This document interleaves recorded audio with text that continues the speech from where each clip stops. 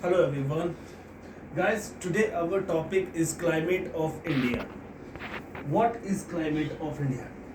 Guys, climate को पहले पढ़ने से पहले हमें कुछ इसके बेसिक कॉन्सेप्ट्स को जानना पड़ेगा.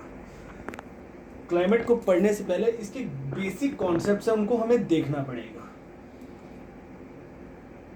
क्लाइमेट एक्चुअल में है क्या? क्लाइमेट इसके जो एलिमेंट्स हैं, एलिमेंट्स क्या है? टेम्परेचर,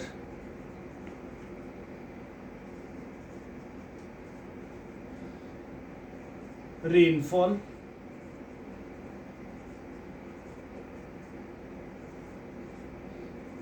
एटमॉस्फेरिक प्रेशर,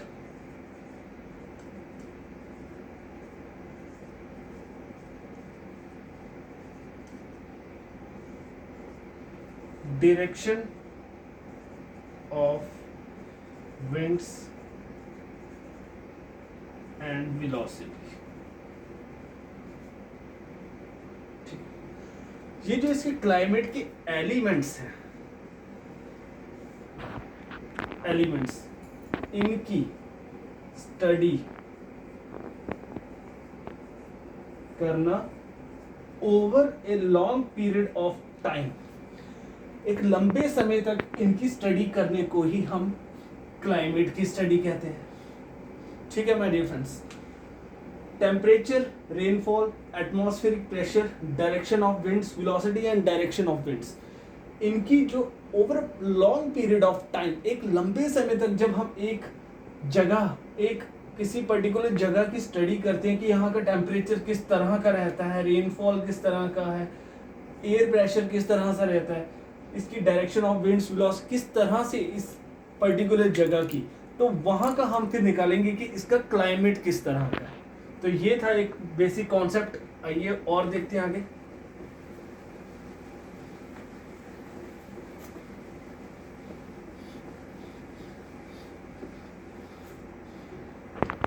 दोस्तों, अगर मैं ये धरती बनाऊं, अगर मैं अर्थ बनाऊं, तो आप देखोगे this is our North Pole, this is South Pole. ठीक है. यहां पर आपको ग्लेशियर्स दिखेंगे, आइस कैप्स दिखेंगी, फ्रोजन फॉर्म में वाटर दिखेगा. यहां भी आपको ग्लेशियर्स दिखेंगे, आइस कैप्स, वाटर जो फ्रोजन फॉर्म में होगा. ठीक है.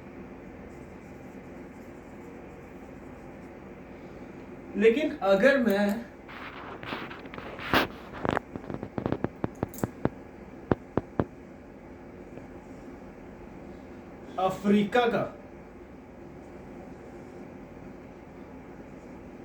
अफ्रीका का कॉन्टिनेंट बनाता हूं,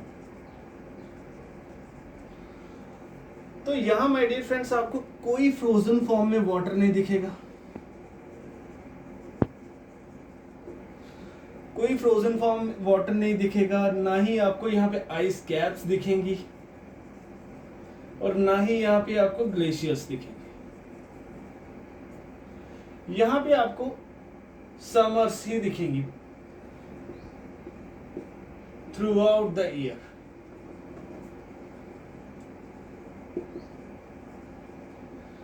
तो ये टेम्परेचर वेरिएशन क्यों है यहाँ पे? अब यहां अगर लगाऊं मैं, यहां हमारा यूरोप है, यूरोप माय डियर फ्रेंड्स. तो यूरोप में आपको थ्रू आउट द ईयर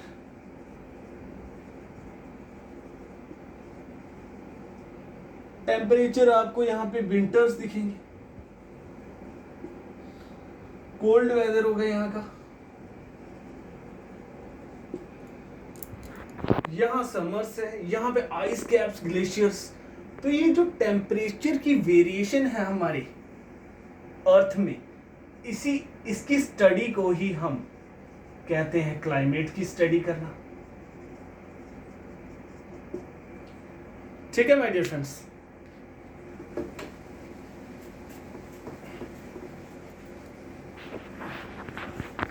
कुछ और बेसिक कॉन्सेप्ट्स हम देखेंगे।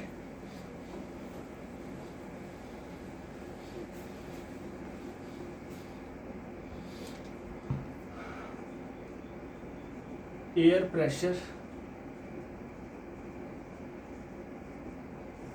इसी को कहते हैं एटमॉस्फेरिक प्रेशर भी कहते हैं।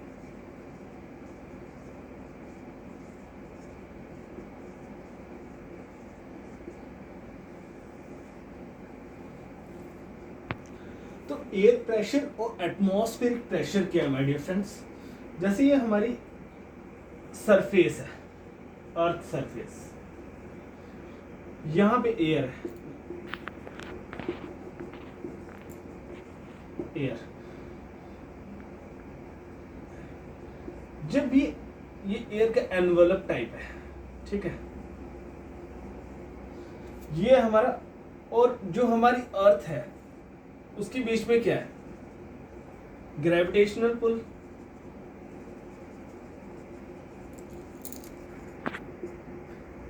क्यों है? क्योंकि because this is made up of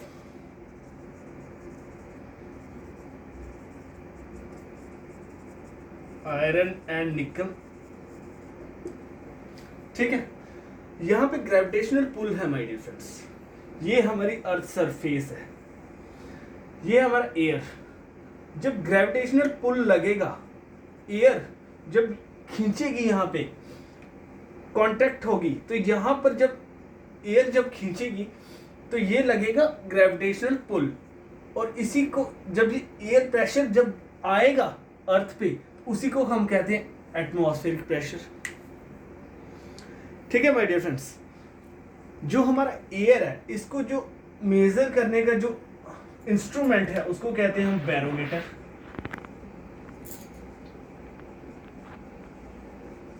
ठीक है।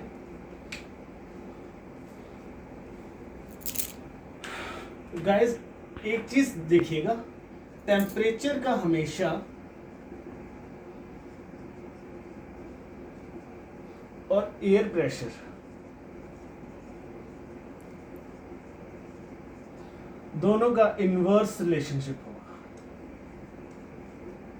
Inverse relationship. जब भी माय डियर फ्रेंड्स टेम्परेचर आपका हाई होगा तो एयर प्रेशर लो होगा, और जब भी टेम्परेचर लो होगा एयर प्रेशर हाई होगा। आइए देखते हैं कैसे।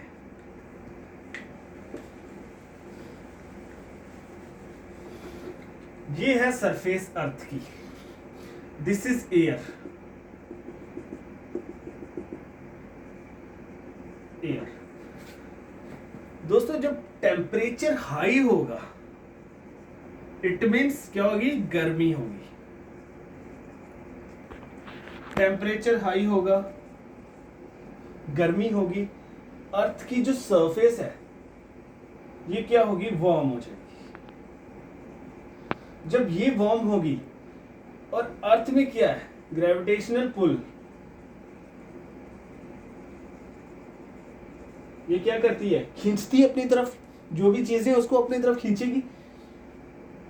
तो एयर भी जब खींची जाएगी, इस तरह से नीचे आएगी, तो क्या होगा? जब ये वार्म होगी, एयर वार्म होगी, तो एयर की डेंसिटी जो है वो बढ़ जाएगी। काइनेटिक एनर्जी जो पार्टिकल्स में होगी वो कम हो जाएगी, और एयर क्या होगी?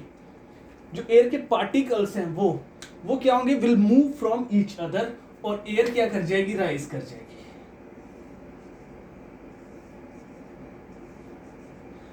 अगर आपने देखा हो, जब आप कोई भी, आप सर्दियों में दिखता है ज्यादा, जब पैन में पानी गर्म करते हो तो क्या होता है? स्टीम क्या करती है? ऊपर चली जाती है, क्योंकि स्टीम में अब क्या हो गया कि अब उसमें यानी कि इतना वेट रहा नहीं, डेंसिटी रही नहीं उसमें, और जो ग्रेविटेशनल पुल क्या है उस पर लग नहीं सकता, बहुत ही हल्की हो चुकी है और वो राइज कर जाती है। तो इसी तरह से जब एयर राइज कर जाएगी तो यहाँ पे एयर का प्रेशर क्या हो जाएगा, लो हो जाएगा। जब लो एयर प्रेशर होगा तो टेम्परेचर हाई हो जाएगा, और टेम्परेचर हाई होगा तो गर्मी हाई हो जाएगी। अब सर्दियों में क्या होता है माय डियर फ्रेंड्स,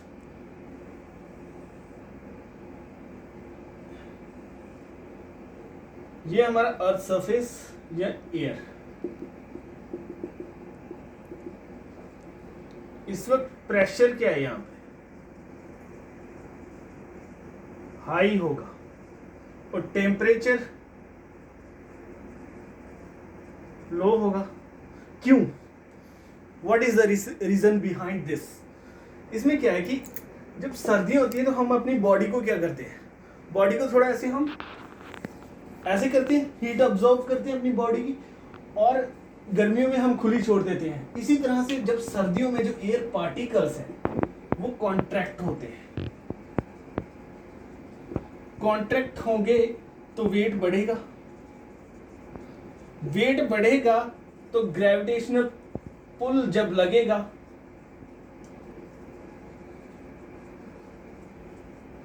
लगेगा तो टेम्परेचर क्या हो जाएगा, लो हो जाएगा और प्रेशर बढ़ जाएगा।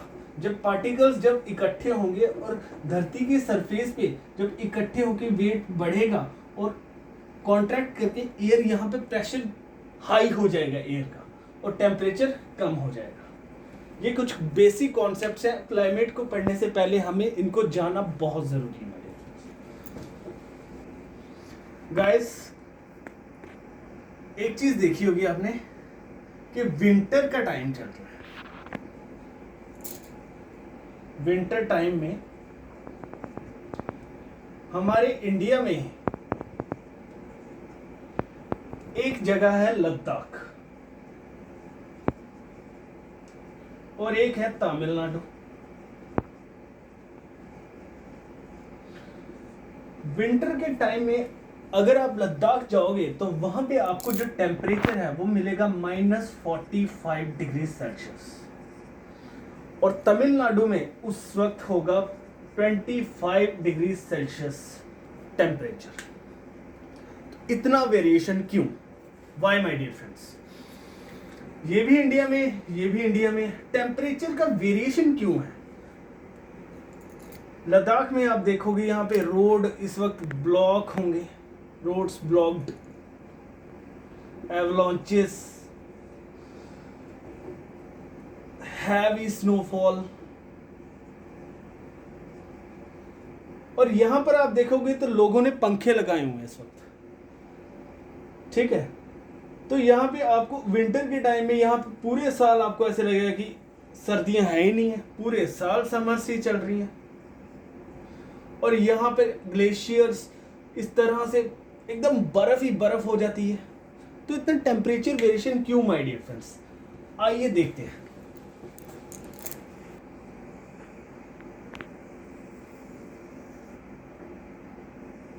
दिस इज अवर अर्थ। थोड़ा डेटा बन गया, अच्छा बना।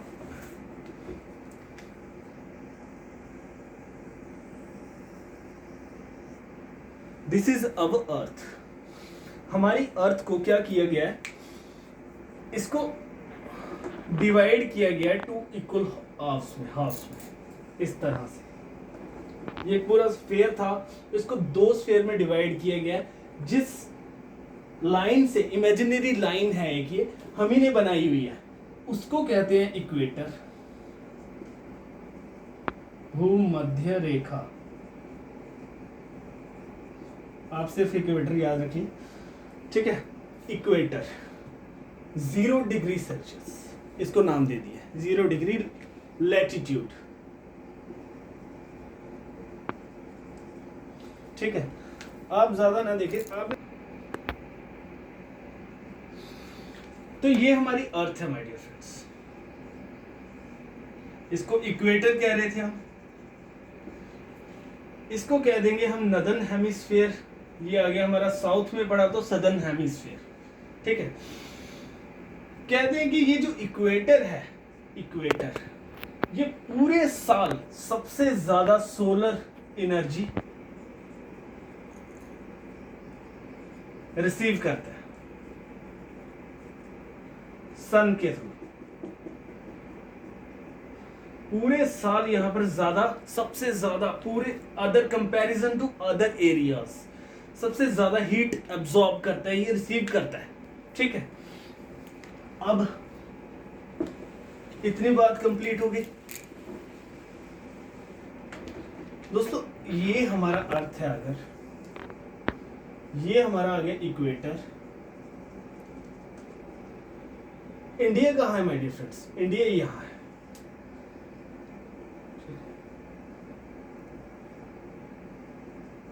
ठीक है, ये इंडिया आ गया हमारा, ये आ गया हमारा Australia. This is India, this is Australia. ठीक है, मैंने आपको लद्दाख और तमिलनाडु वाला एग्जांपल दिया था। लद्दाख कहाँ में है? यहां पे। तमिलनाडु कहाँ पे? यहां पे। ये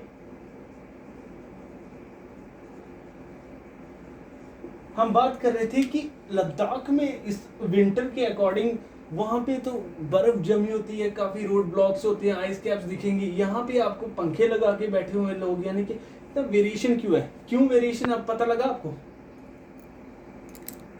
Ladakh Tamil Nadu is close to equator and Ladakh is far from equator. Equator पे क्या करते हैं? सबसे ज्यादा गर्मी पड़ती है, सनलाइट, इसलिए जो तमिलनाडु है वो उसके पास है ना, तो वहां पे इसलिए through out the year summers रहते हैं। और लद्दाख एरिया यहाँ पे स्लांटिंग रेज पड़ती है, दूर की किरणें पड़ती हैं सूरज की, तो इसीलिए यहाँ पर विंटर के टाइम में -25 तक टेम्परेचर चला गया होता है। ये एक बेसिक कॉन्सेप्ट था।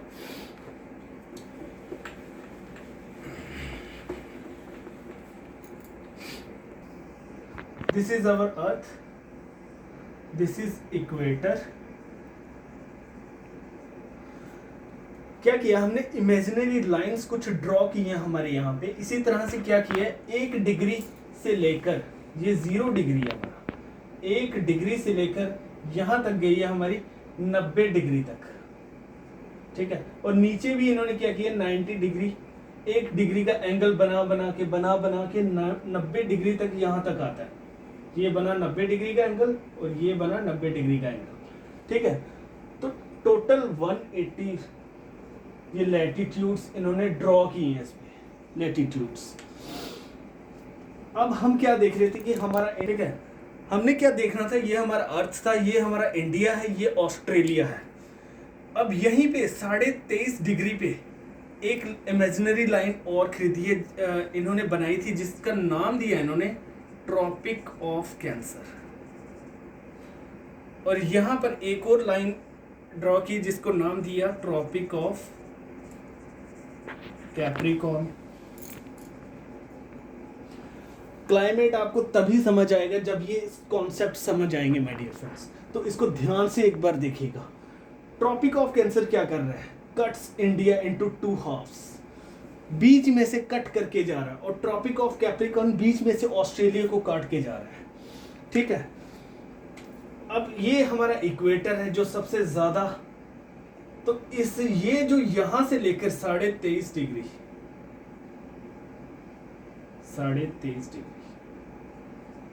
ठीक है, ये जो हमारा रीजन हो गया यहां से लेके यहां तक, इसको हम कहते हैं हीट सरप्लस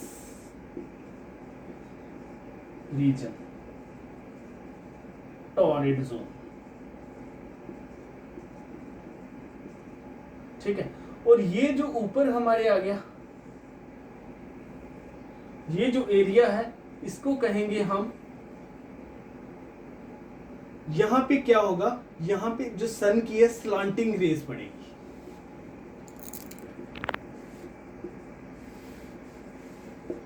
स्लांटिंग रेज। ठीक है, ये हमारा साउथ पोल, ये नॉर्थ पोल, जहां पे हमेशा ग्लेशियर्स, बर्फ वगैरह ठंडी रहती है, क्योंकि सूर्य की जो किरणें हैं वो बहुत ही दूर है। और ये जो है, ये क्यों है, ऐसा क्यों है?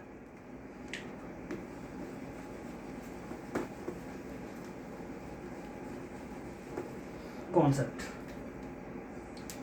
This is our earth. ठीक है, ये आ गया हमारा सन.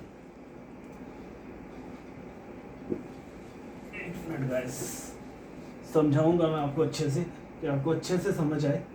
ये हमारा आ गया सन.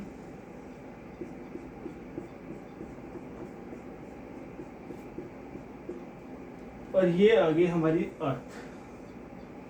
ठीक है, इसको मैं थोड़ा आपको समझाने के लिए बताऊंगा. ये हमारा आ गया सन.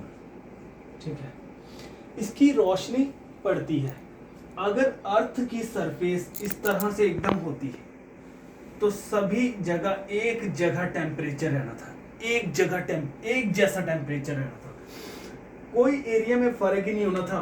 कहीं गर्मी, कहीं सर्दी, कहीं बर्फ, कहीं बिल्कुल समर्स चल रहे हैं, कहीं बिल्कुल एक ही जैसा टेम्परेचर रहना था हर जगह. लेकिन हमारी जो शेप ऑफ अर्थ है, shape of earth, shape of earth, जो हमारी शेप ऑफ अर्थ है वो है ऐसे.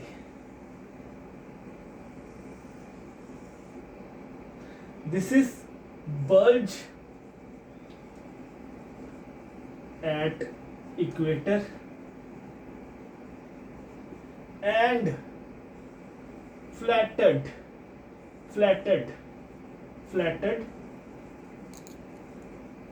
at poles. ये जो अब मैं आपको एग्जांपल दूंगा एक बहुत ही अच्छी, उसके हिसाब से आप समझोगे. सपोज मैंने ये आग लगाई है.